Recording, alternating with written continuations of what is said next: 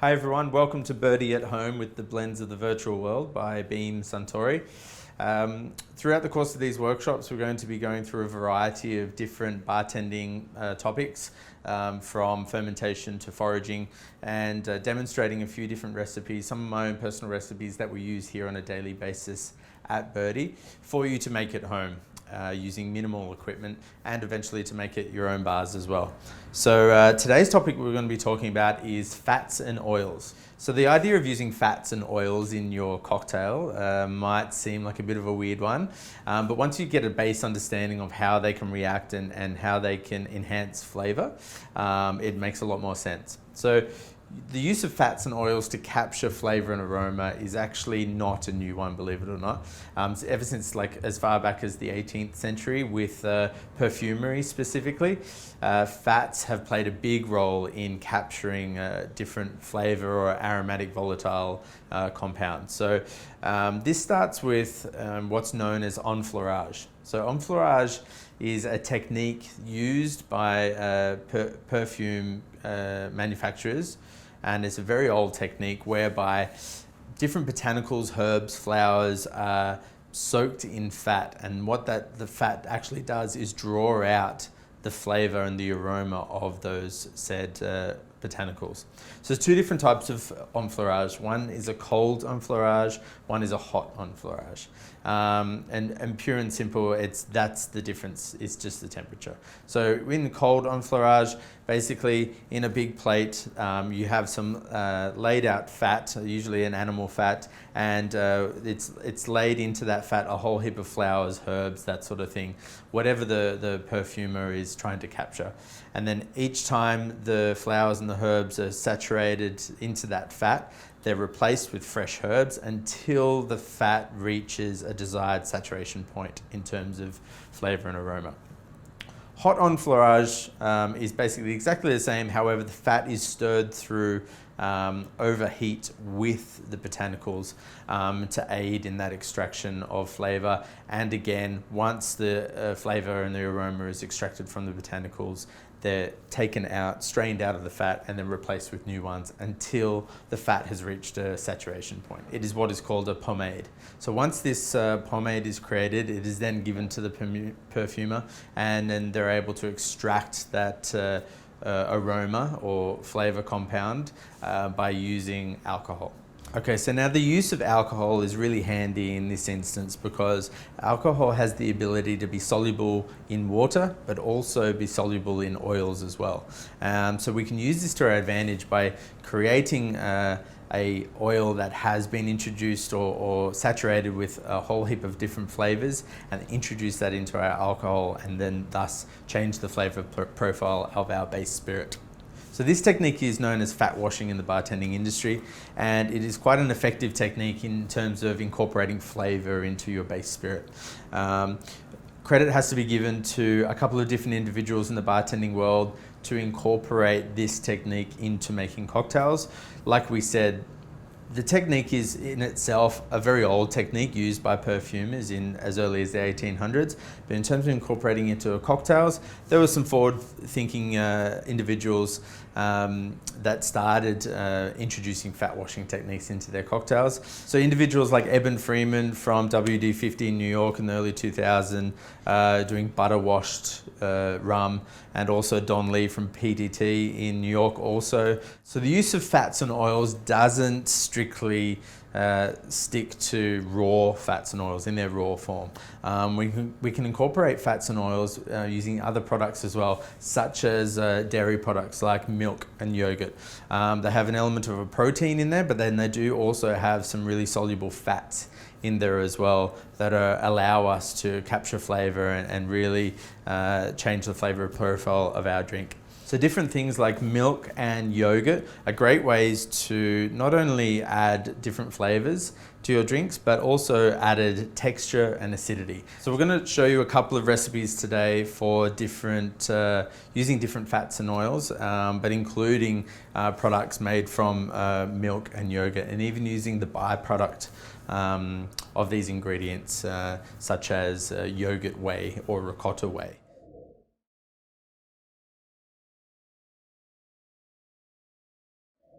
Okay, so the first recipe I'm going to share with you is a way of incorporating milk into your drink by the use of making a product that's really quite handy, and that's ricotta.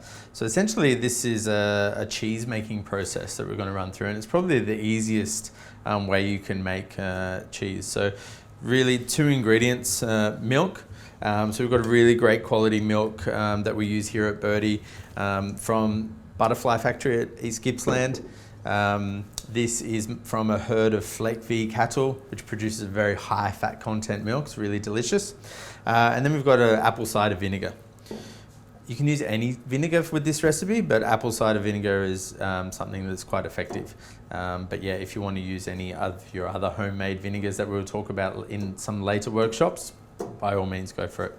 So really simple recipe. All you need in terms of equipment is a pot big enough to hold a litre of milk and a stove top. Can be induction, can be gas, doesn't matter, as long as it can heat the milk to almost boiling point. Okay. Once this is boiled, then we're going to strain that out. So we're going to use a strainer and some fine muslin cloth if you have some, and any sort of cloth to strain it out is fine, to separate the curds and whey. So really simple. We're just going to take a litre of milk and we're going to add that to our pot. So once we have our milk in the pot, we're going to put that on the heat. We're going to bring it up to almost boiling point, and then once it's at that stage, that's when we're going to add the apple cider vinegar.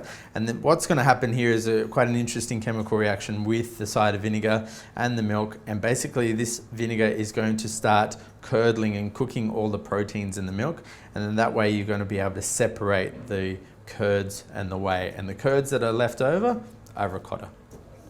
Okay, so we've heated up our milk just to the point where you start to see those small bubbles forming, and once you see that those small bubbles forming, just start to give it a small stir and then add your apple cider vinegar or any other vinegar. So in the recipe this was 1 litre of milk and then 50 mils of apple cider vinegar. And pretty much the reaction starts instantaneously. You'll start to see, as you're stirring, those curds start to form and the whey separating from there. So give it a bit of a stir and then let it sit for a little bit before straining it out. Now to strain it out, we're just going to strain it through a shinmai here today. Any sort of fine mesh strainer that you have. If you want to get as much yield as possible out of this, I'd recommend either a cheesecloth or a muslin cloth is a great thing to use. And what you're going to do is just literally just pour it straight in.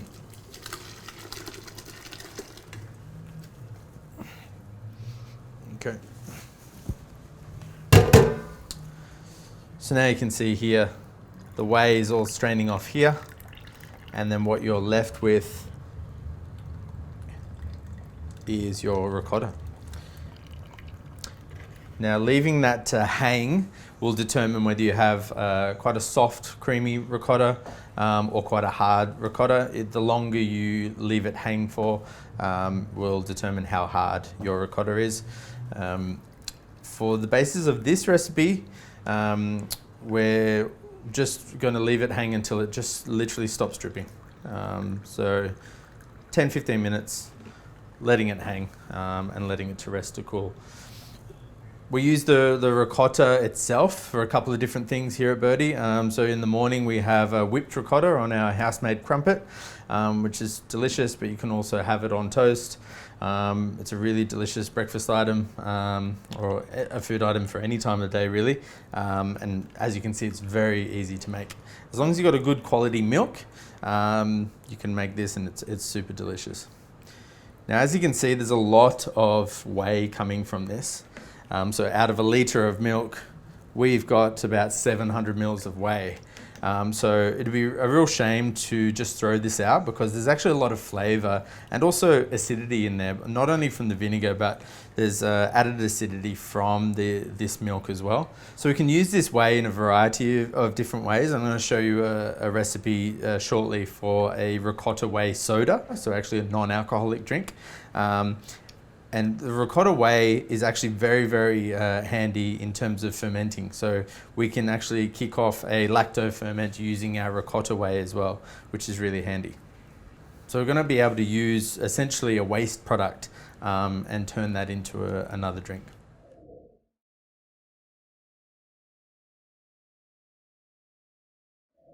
Okay, now that we've made our ricotta, we've got our ricotta whey that we've separated. And so what I'm going to show you is a really easy recipe for a banana ricotta whey soda. So this is a non-alcoholic soda that you can enjoy. It's super delicious. You can use other fruits. Strawberries work really well. Or you can just have the ricotta whey soda on its own, completely up to you. But what I'm going to show you today is banana and ricotta whey. So really easy, 4 ingredients. You've got your ricotta whey here that we've already passed through a muslin cloth just to get any solid sort of ricotta matter out of there. Then we've got a local honey. Again, like we talked about in the fermentation workshop, a pure honey will work much better. It's not been treated and not cooked, so it's got all those really good bacteria in there that we want to ferment. And then some fresh bananas, and then just some water. So first of all, I'm going to take my honey, so it's 250 grams of honey to 1.5 litres of water.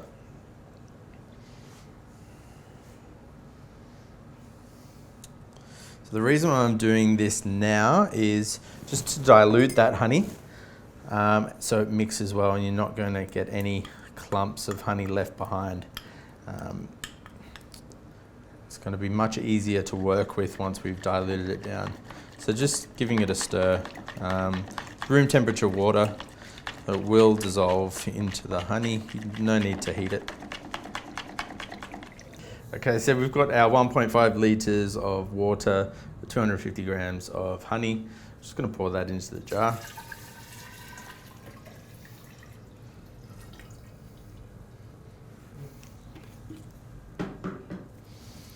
Then we're going to take our 500 mils of ricotta whey.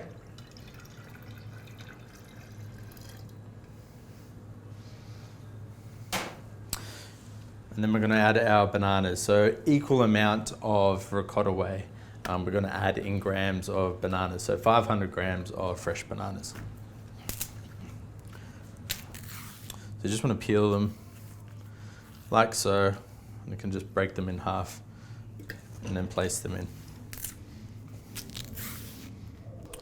Okay, so now we've got our bananas in with our water, our ricotta whey, and our honey. Quite simply, I'm just going to close the jar. So this is another lacto fermentation that we talked about in the previous workshop.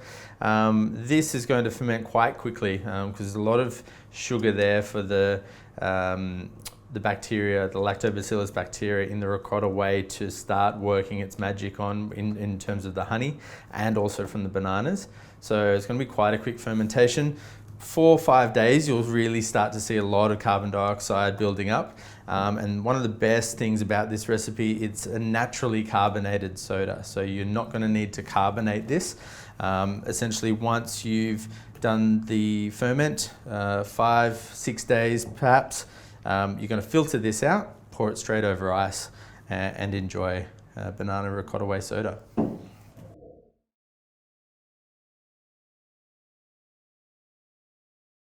Okay, next recipe I'm going to share with you is a really basic fat washing recipe using Jim Beam black bourbon. And what we're going to do is basically use the flavors that we're going to get from 2 different types of fats or oils to complement the characteristics you're already going to get in the bourbon.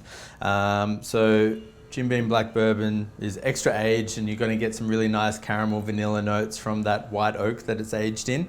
So to complement that, we've got some coconut oil and then some cacao butter. Okay, so this is going to give it a really nice, the cacao butter is going to give it a really nice sort of white chocolate sort of tone, raw cacao, and then the coconut oil is going to give it that really nice fresh tropical coconut flavor. Now these are really full of flavour, and this is a really good example of how you can extract this flavour from these oils. Okay, so really simple, using your jar once again. You're going to take your bourbon, Jim Beam Black,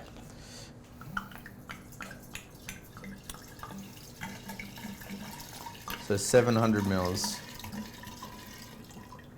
of your bourbon in there. Then you've got your cacao butter, pour that straight in there. And then you've got your coconut oil. I've already preheated this so you can get it in a liquid form, and so it's a lot easier to work with in this form. The way you just do that is just heating it over a double boiler, heating some water in a pan, and then place your jar of coconut oil in the hot water. 5-10 minutes, it'll revert to a liquid. Make it a lot easier to work with. So we're going to pour that in there as well.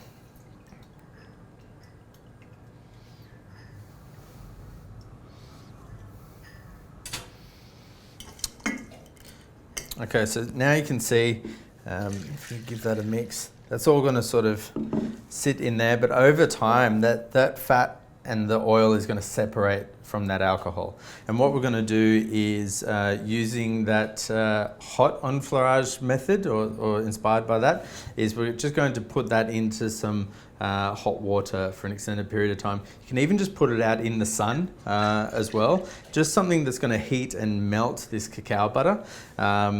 And what that's going to do is just allow the whiskey to really sort of take on those flavors. Like I said before, the coconut oil, the cacao butter is really going to complement the flavors that are already in the Jim Beam Black, and just create a really unique coconut cacao flavored whiskey.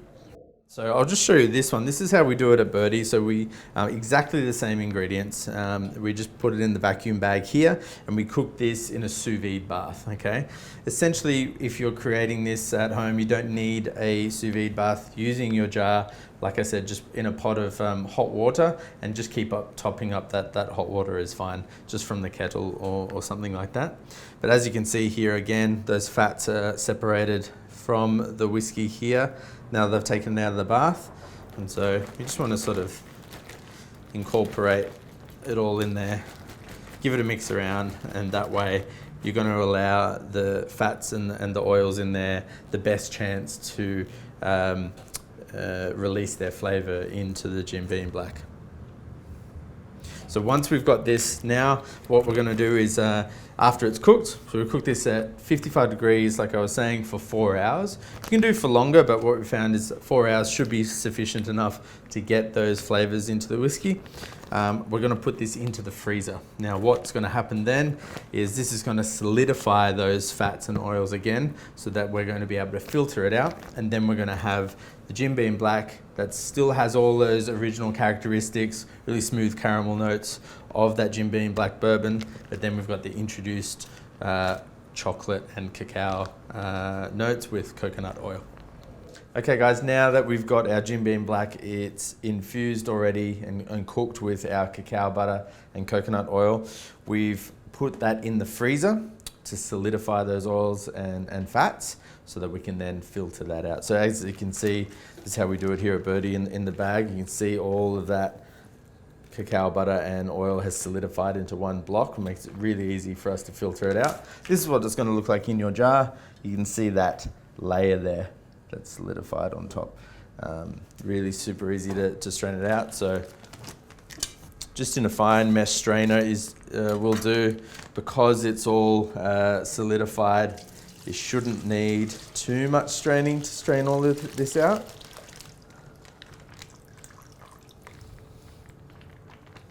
You can see there that giant block of solidified fat and oil. You can reuse this again. It'll still have quite a bit of flavour, so you could use it a couple of times for separate infusions.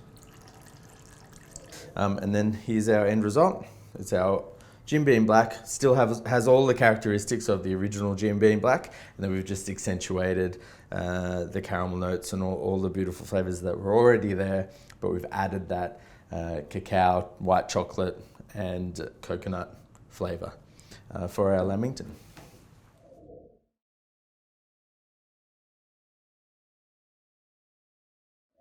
Okay, now that we've got our coconut oil and cacao butter washed Jim Beam black bourbon, what we're going to do is make a little bit of a cocktail for you.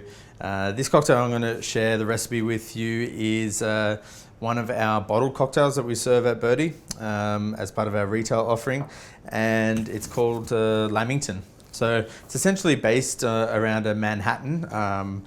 Is the classic core of this drink. So it's a bourbon whiskey and sweet vermouth, and the sweet vermouth is infused with fresh raspberries. So a Lamington, for those of you who aren't familiar, this is a very traditional Australian dessert. It's a sponge cake with a raspberry jam center. The whole sponge is coated in dark chocolate and then coated in coconut shavings. So we're taking all those flavors and incorporating it in a liquid form in terms of having a bottled cocktail. So I'm going to make it fresh for you today. Really easy. So first of all, we've got our cacao butter washed and coconut oil washed Jim Beam black bourbon. So we want to have a good 50 mils of that. So this is going to have all the characteristics of the original whiskey, and then we're going to have all those really beautiful chocolate coconut flavors that we've introduced as well. Then we've got our sweet vermouth. You can use any sweet vermouth. We'll put the recipe up for you to make at home, but it's a really simple recipe of just incorporating fresh raspberries and letting it sit overnight with a sweet vermouth. So we're going to have 25 mils of the raspberry sweet vermouth.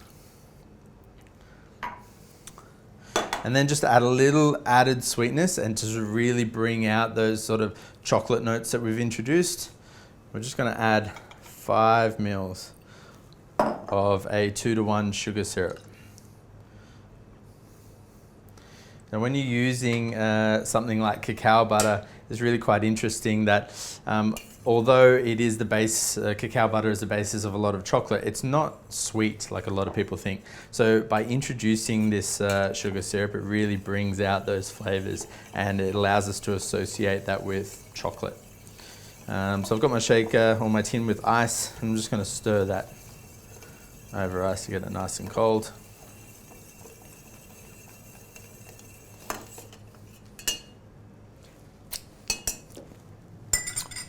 And now we're going to strain that into a glass. Okay, we've got a chilled glass here. I'm just going to strain our Lamington cocktail into the glass like this.